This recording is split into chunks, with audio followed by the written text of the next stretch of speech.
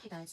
So I'm back with another dream, and this dream I had July the 5th, and I said morning night on here. I don't know who confirmation that is for, but basically in the dream, I was driving in an SUV. I believe it was black. Um, my mother was in the driver's seat. I was in the back seat with my goddaughter. Her name is Bailey, and that's very important. Her name is Bailey, and I felt like me and her were siblings. No, never mind. I was with Bailey, and I felt like my siblings were in the car with me. I just couldn't see them. We were driving what we thought was we were driving on the highway, and we were coming up. We thought it was an accident because it was very everybody had to go all into one line. But as we were driving by, it wasn't an accident. It was a little girl, pretty little girl, and she had long black hair and it was twisted up, and she was just walking on the road. A little girl, she was walking, and her mother came up to her and started fighting her and telling her many things. She was sick of her. She wanted a break from her, hated her, all that kind of stuff. And the little girl was sad. And then fast forward, we ended up at the doctor's office, and I remember um, that I saw we were outside of a doctor's office, and I thought it was a therapist doctor's office. It's a therapist, and it's a place where I stay. It's they're all together. But I was like, oh, so we're going to therapy. But that's all makes sense. But let me see.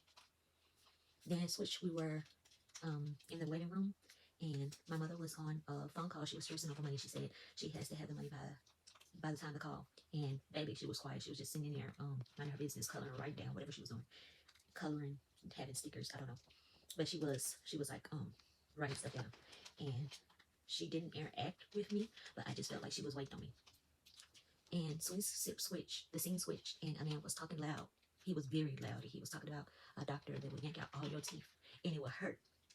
And he went on and on about how this doctor, when you came to him, he'll yank out all your teeth and all this kind of stuff, and it was kind of scaring me a little bit. And then the switched, and the man, he turns out to be a trans man. And I think I was a watchman in this dream, and he was complaining after he had turned. He was just complaining, and that's the end. I think it was more, but it was the end. And God led me to Palms 50. It says, the mighty one, God. The mighty one, God, the Lord, has spoken and called the earth. From the rising of the sun to its going down. Out of Zion, the perfection of beauty, God will shine forth. Our God shall come and shall not keep silent. A fire shall devour before him, and it shall be very tempestuous all around him. He shall call to the heavens from above, and to the earth that he may judge his people. Remember that, Psalms 54. And it says, gather for my saints together to me, that we have made a covenant with me by sacrifice. Let the heavens declare his righteousness, for God himself is a judge. Psalms 56. Hear, O people, and I will speak, O Israel, I will testify against you. Psalms 57. That's one.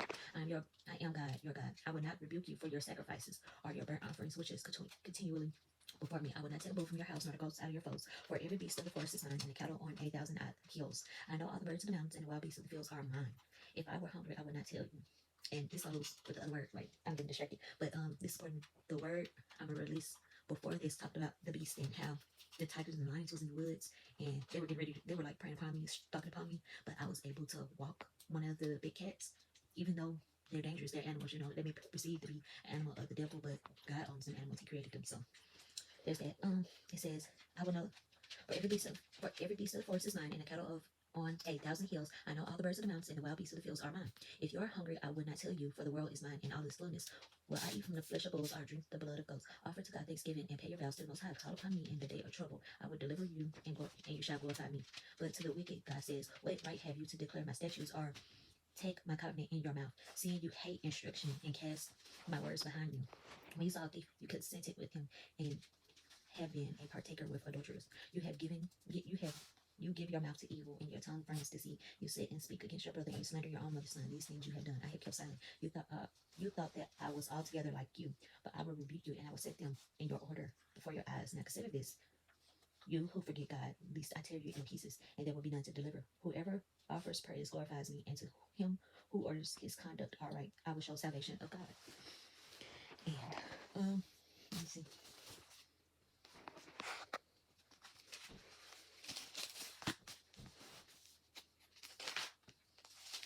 And this is Cecily's 3.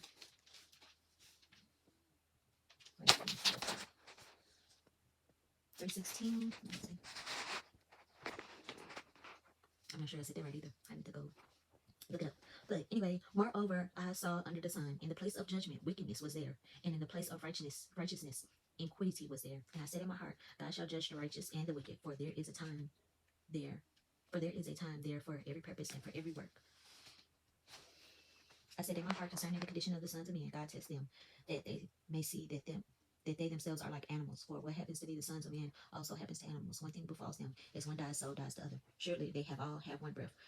Man has no advantage over animals, for all is vanity. All go to one place, all are from the dust and will return to the dust. Who knows the spirit of sons of men, which goes forward upward, and the spirit of animal which goes down to the earth? So I perceive that nothing is better than that a man should rejoice in his own works, for that is his heritage. For who can bring him to see what would happen after him? And it's late, y'all, but I got to do what I got to do. I hope that's pretty self-explanatory.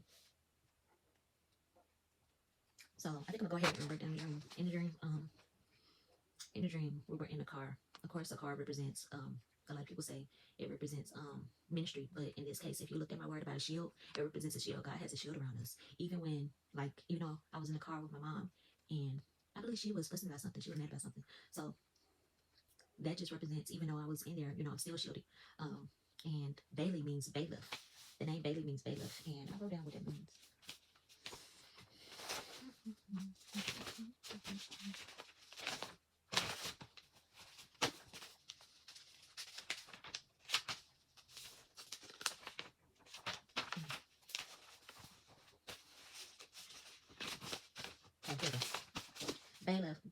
Bailiff, official in court who keeps order, watching over prisoners. Also, you know, just watching over people. Bailiff also watches over people before, you know, you're proven innocent before you're proven guilty. So he just watches over everybody in the place. And I say that she represented like an angel, Jesus, you know, because God will make sure he sends his angels to watch, and of course Jesus will judge us at the end. So, and sorry guys, I heard a little bit. When we came upon the accident, what we thought was an accident, which slowed us all down, you know. All of us, I read something that says that no matter what, you know, God created all of us gonna go dust to dust. So we were all in one lane. No matter what, everybody has to go through this lane. When the accident came, all of us had to go through this one lane. So all of us have to go to this lane when we get judged. So, and when we came, it was kind of like one of those little construction stop thingies. And I immediately saw the little girl. And in the dream, I believe she represented me, but it also represents you, you know, take it back to God.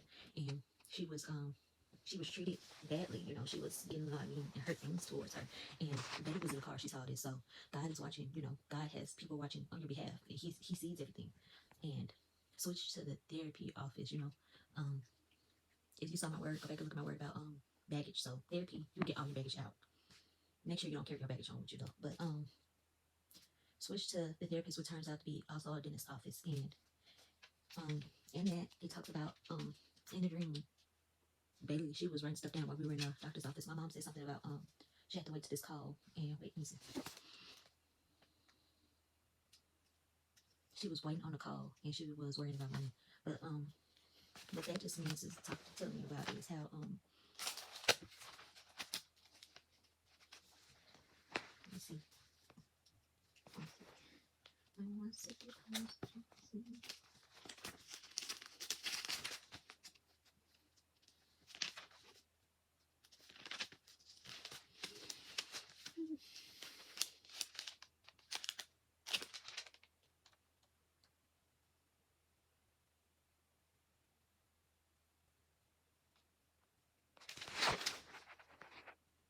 Right here it says in Psalm 7:8, the Lord shall judge the peoples. Judge me, O Lord, according to my righteousness and according to the integrity within me. Oh, let the wickedness of the wicked come to the end, but establish the just for righteousness. God test the hearts and minds. My defense is of God who saves the upright heart. God is a just God.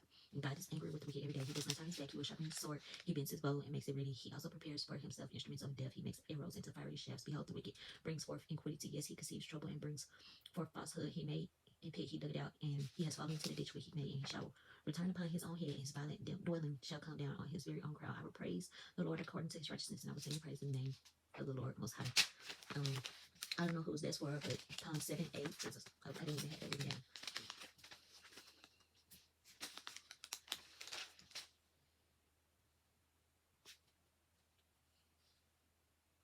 Okay, so the part about I don't know who the part about their mom stressing about money, but Don't worry about that. Let God handle that. That's just confirmation for somebody, I believe. Take it back to God. It says, "Arise, O Lord, save me, O Lord, oh my God, for you have struck all my enemies on the cheekbone. You have broken the teeth of the ungodly. Salvation belongs to the Lord. Your blessings upon your people." And with this part, if you remember, the man was talking about how there was this doctor, and this doctor who yank out all your teeth and how it hurt.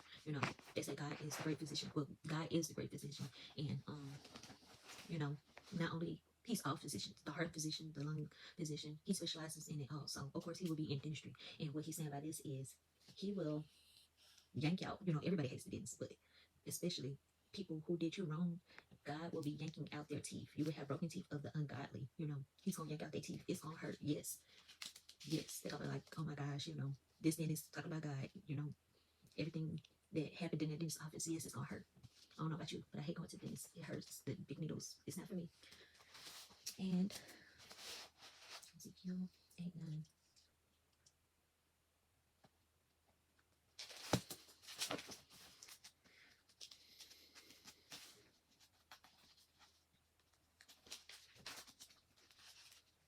I don't know who needs confirmation, but God keeps telling me to you. God says to stay still where you are. Wait on Him. Stay still. Hold strong. Even in this dream, my mom was fussing and all that kind of stuff. She was stressing. I just was quiet. I stood still. I did what I had to do. God would come in and do what He had to do what He had to do. And in Ezekiel 8:9 it says, "And He said to me, go in and see the wicked." And He said to me, "Go in and see the wicked abomination." Sorry, I can't speak. It's like 12 at night. "Go in and see the wicked abominations which they are doing." So I went in and saw every sort of creeping thing, abominable beasts and their idols of the house of Israel, portrayed all around the walls, and there stood 70 men. And that's just saying God saw everything. He saw the wickedness and all that kind of stuff. And then we're gonna go to Lamentations 3:16. At the end of the dream, I don't know if I mentioned that. The man was complaining, and he transformed. This man who was trying to tell you this dentist is so bad, talking about God, that when he transformed, that was the devil. And it's also not just the devil; it's the people who are going to be complaining about how much they went through and how God brought them down. He broke their teeth. He broke their teeth. And in this most definite confirmation, it says in Lamentations 3:16, "He has also broken my teeth with a gravel." God is a judge. A gravel is one of those, the little thing that the judge go boom boom with, the gravel. "And He has covered me with ashes. You have moved my soul far from peace and have forgotten my prosperity. And I said, my strength and my hope have perished from the Lord. Remember my affliction and roaming, the wormwood and the gall. My soul still remembers that little girl that was getting fussed at and had all these horrible things said to her. You may forgive, but your soul, at the end of the day, you're still gonna remember. But make sure you forgive. This I recall to my mind. Therefore, I have hope. Through the Lord's mercies, we are not consumed, because His compassion fails not. They are new every morning. Great is your faithfulness. The Lord is my portion, says my soul. Therefore, I have hope in Him. The Lord is good to those who wait for Him. Earlier I said, somebody said, God said to wait. This is confirmation for you. Wait. You may see some people on the internet. A lot of prophets tell you to move, go there, do this. Be careful about that. Wait, ask God first. Don't just move because somebody told you to do it. So,